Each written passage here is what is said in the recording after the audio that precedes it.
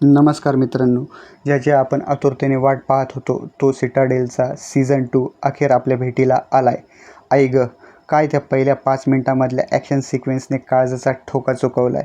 पहिला सीझन जिथे संपला आहे तिथूनच ही गुंतागुंत आता अधिक गहन आणि भयंकर झाली आहे.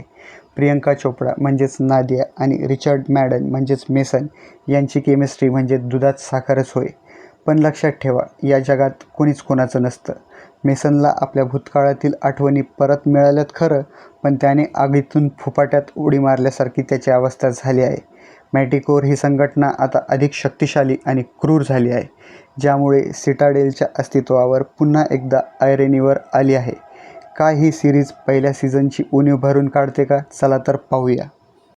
अभिनयाबद्दल बोलायचं झालं तर प्रियंका चोपडाने पुन्हा एकदा झकास काम केलंय. तिची ती कडक स्टंटबाजी पाहून वाटतं नाकापेक्षा मोती जड म्हणजेच काय असते ते तिने मेटागोरला दाखवून दिलंय.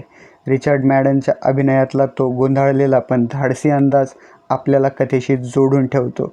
पण खरा चमत्कार आहे तो रुसो ब्रदर्स यांच्या दिग्दर्शनाचा.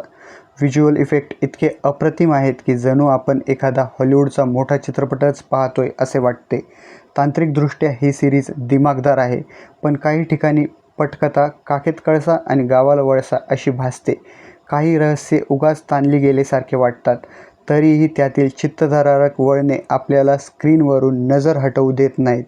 संवादामध्ये असलेली ती धार आणि प्रत्येक फ्रेममधील भव्यता ही या सीझनची मोठी जमेची बाजू आहे. आता वळूया शेवटच्या मुद्द्याकडे. मॅटेकोरचे नवे चेहरे आणि त्यांचे कुटील डावपेच पाहून तुम्ही म्हणाल, बापरे, हे तर अपेक्षेपेक्षा जास्त विघातक आहेत.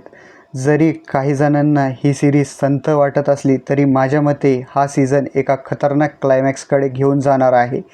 अति तिथे माती न करता दिग्दर्शकाने ॲक्शन आणि इमोशन्सचा चांगला समतोल राखला आहे.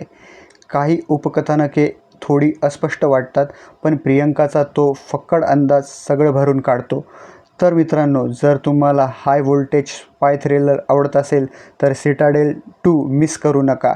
विषय हार्ड आहे बॉस. मी या सीझनला देईल 4 स्टार्स.